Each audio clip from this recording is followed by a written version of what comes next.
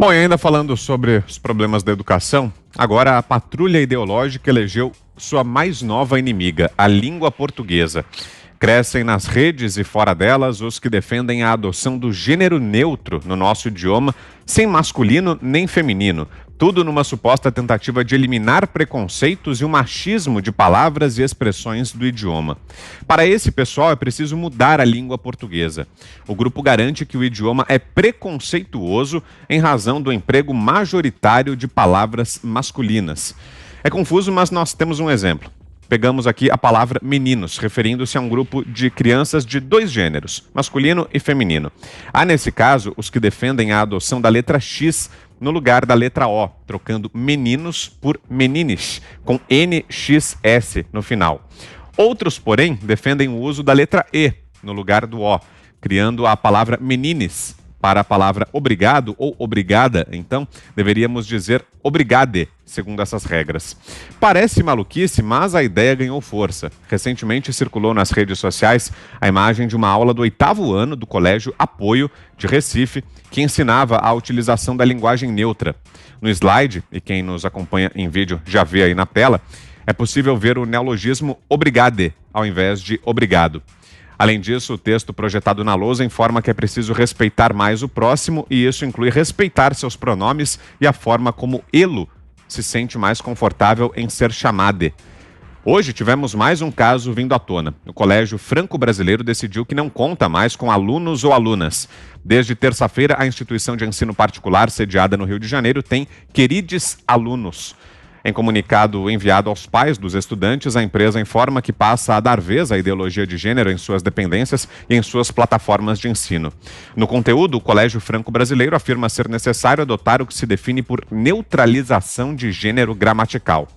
Ainda de acordo com a direção pedagógica da escola, a medida é uma forma de combate ao machismo e ao sexismo. Segundo o comando da escola, o modelo atual, que simplesmente respeita as normas da língua portuguesa, afeta os estudantes que não se identificam com o sistema binário de gênero. Fiuza. Não é combate a machismo nem a sexismo, tem zero eficácia em combate a machismo e a sexismo. É só pura demagogia e espessa ignorância, né? Essa medida, como uma medida de diretriz educacional, ela é uma afirmação de grossa ignorância sobre a forma de educar as pessoas, sobre a maneira de afirmar os bons valores da sociedade, democráticos, tolerantes. Não tem nada a ver com isso. O que existe é um mercado e quem está fazendo esse tipo de ação está pensando em mercado, está pensando em marketing, na minha opinião, acima dos tarados aí que possam querer achar que isso é ideológico e que vai transformar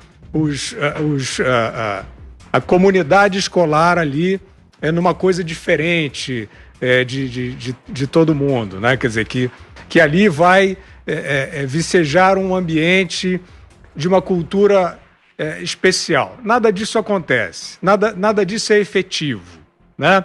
É como nós estamos vendo, por exemplo, as demagogias em relação à palavra negro.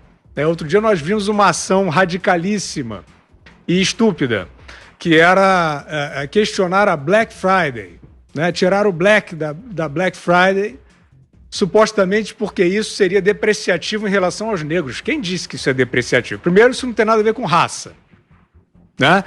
Segundo lugar, então, o preconceito é de quem faz essa ação. Se você está dizendo que usar a palavra black significa preconceito pejorativo, você tem preconceito contra a palavra black. Você tem preconceito contra os negros, né? Então, eu tenho pena dos alunos dessa escola que são abalroados por uma diretriz artificial, demagógica, estúpida. Queridas alunas, ninguém fala assim, evidentemente, e sempre que você faz, Vitor, uma acrobacia, né, um salto ornamental, artificial, fora do que é a vida em sociedade, você está querendo inventar a vida em sociedade, você está querendo ser uma vanguarda de teatral, né? Uma vanguarda de nada, não há. Né? Quer dizer, evidentemente que há a questão da identidade das crianças, da identidade dos alunos, da identidade dos adolescentes. O mundo está em transformação nesse aspecto? Está. É preciso tolerância, é preciso combater preconceito? Fazendo essa pantomima com a língua? Não ajuda, e eu vou dizer mais, discrimina. Porque você gera uma tamanha irritação por conta da futilidade da medida, que aqueles que talvez sejam propensos a não aceitar tanto o desenvolvimento da personalidade de cada um, eles vão ficar mais preconceituosos. Eu só pergunto ao colégio franco-brasileiro, se ele tiver coerência, ele vai ter que mudar o nome da instituição, né? Ele vai ter que passar a se chamar Franque Brasileire, não é isso? Ou nesse aspecto ele não se incomoda com a língua portuguesa? Augusto. Olha aqui, como é que é na França? O colégio não é franco-brasileiro? Como é que é na língua francesa? É Madame Messier, por exemplo? Por que eles vão juntar lá também? As aulas de francês, se é que existem lá, eles vão fazer o quê? Muda também? Ali que isso é coisa para desocupado. E realmente, olha, aí eu faria um negócio que eu não costumo fazer para não dar atenção a bestas quadradas. Mas aí o negócio, olha, se eu tivesse tempo, eu faria uma campanha para que todos os pais retirassem os alunos dessa escola, porque isso é de uma soberba, é de uma arrogância que não vai dar certo. Antes, há pouco, eles defendiam o seguinte, que a meu ver, essa é a pior, é a mais perversa forma de discriminação. É você permitir que o pobre fale errado porque ele é pobre. Pobre pode falar errado. Aí, na gestão do Fernando Haddad, no Ministério da Educação, você tinha um livro didático que sustentava a seguinte tese: não, tá certo falar. Quem defendia essa tese escrevia em bom português, em português culto, que não tem nada demais o aluno falar, nós pega os peixes. E sustentavam isso aí. Era até uma mulher que fez isso aí, trabalhava na Editora Abril. Eu fiquei sabendo tarde demais, porque aí ela mobilizou lá muita gente para reclamar, se queixar da ofensa, que eu reiterei. Nós pega os peixes, por que ela não ensina o filho dela a falar assim? Agora me vem essa turma aí doer, vem cá. Nós aqui, os homens do programa, nós estamos ofendendo, ou melindrando a Ana Paula ao dizer obrigado? Qual é o problema? E ela dizer obrigada. Eu não consigo entender onde é que está aí o problema de gênero. Você, quando se refere a homens e mulheres, você termina a palavra com um O masculino? Tudo bem, inverte então, defenda a inversão. Vamos terminar em A. Agora, você mudar as palavras que são usadas como se usa uma palavra há 500 anos, mais que isso. Você muda agora a grafia dela, porque as pessoas se sentem chateadas. E eu não consigo entender até onde vai isso aí, e não consigo entender como é que eles vão regulamentar. Como é que vai ser o livro com regras? E até sugiro ao nosso chefe supremo, Cleiton Rubinha, que convide um professor favorável a isso para conversar conosco. Porque eu quero saber, por exemplo, se Rio de Janeiro é ofensivo. Se vai ter de mudar para Rio de Janeiro, qualquer coisa desse tipo, porque termina com O, é masculino. Se Estado de São Paulo é Sai Pauli, eu realmente não entendo, eu não estou brincando com esse assunto que merece ser tratado como piada. Eu só queria saber quais serão as regras. Esses caras não têm o que fazer com tanta criança analfabeta no Brasil. Por que eles não dedicam esse tempo que perdem com frescura? Eles não dedicam esse tempo a alfabetizar crianças que não sabem ler ou escrever, ou adultos que não sabem ler ou escrever. Então, o que eu recomendo aos pais dos alunos que estudam nessa coisa, aí que tirem os filhos de lá, porque eles não vão falar nem português nem essa outra língua estranha. eles estarão condenados pelos próprios professores a falar um subdialeto que vai fazer com que eles sofram bullying até de analfabeto. Agora 7h34. Queremos ouvi-la também, Ana. Temos 3 minutos. O interessante disso tudo, Augusto, Zé, Fiuza, Vitor, é que essa turma que hoje quer que nós falemos dessa maneira, menines, é a turma que obrigava a gente a falar de uma presidenta. Ou seja, erravam lá, erram agora. Antes tínhamos que colocar o feminino numa palavra onde não existe o feminino na palavra presidente. Queriam que nós falássemos presidenta, ou seja, já assassinavam a nossa língua lá atrás.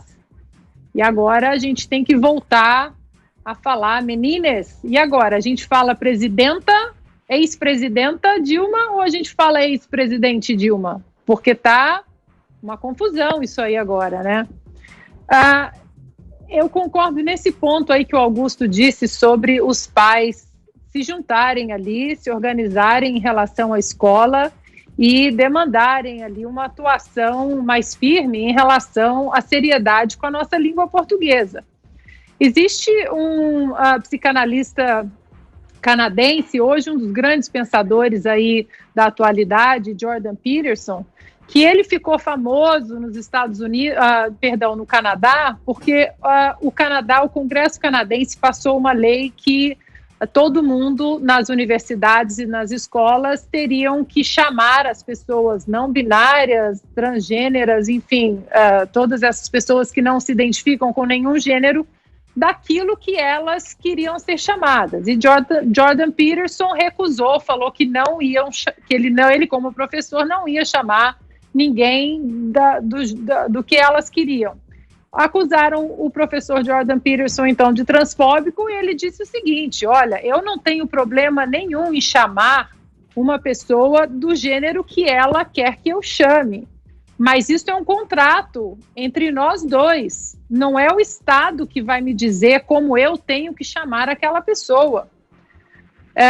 E isso acabou viralizando e é realmente, mais uma vez, a gente aí assassinando a nossa língua portuguesa, que é tão bonita, que é tão rica, para se ajoelhar ao politicamente correto, que nós comentamos aqui, que é um câncer na sociedade hoje.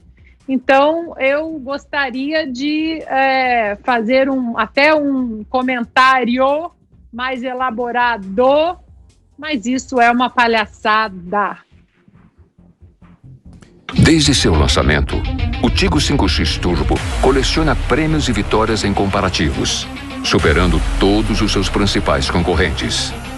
No recente comparativo com o Chevrolet Tracker, feito pelo Jornal do Carro, o resultado manteve a tradição e foi amplamente favorável ao Tigo 5X Turbo. Mais uma conquista da melhor tecnologia do mundo.